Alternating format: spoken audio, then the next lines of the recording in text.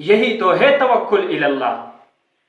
حضرت تھانوی رحمۃ اللہ علیہ انگریز کے خلاف، کفار کے خلاف اس خطرناک تحریک میں شریک ہے۔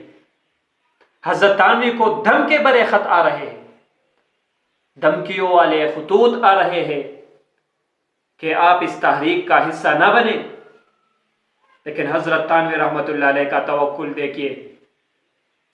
فرماتے ہیں کہ اس وقت دو محافظین موجود تھے ہمارے، ایک پہرا کے لیے کھڑا تھا، جب دوسرا آتا تو ایک جاتا، اسی طرح یہ ترتیب جاری تھا۔ لیکن حضرت تھانوی رحمۃ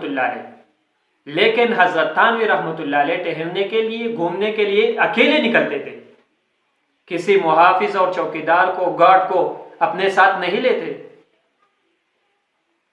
ایک مرتبہ باہر گئے ہیں اور ایک کافر سے ملاقات ہوا، بے ایمان سے،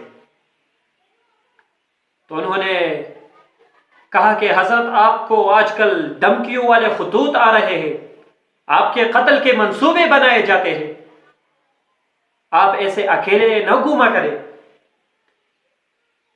تو حضرت تھانوی رحمۃ اللہ علیہ آسمان کی طرف نگاہ اٹھا کر کہتے ہیں کہ لالا جی وہی کافی ہے ہمارے لیے، لالا جی وہی کافی ہے ہمارے لیے۔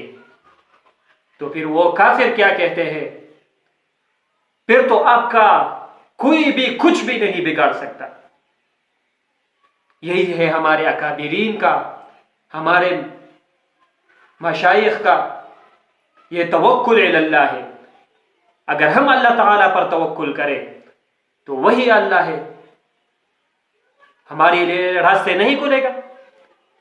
توکل الی اللہ کر کے، اللہ تعالیٰ پر سچا پکا بھروسہ کر کے آگے طرف جائیے، منزل آپ کی ہے، مقصود آپ کی ہے، انشاءاللہ کامیابی آپ کے قدم چومے گی۔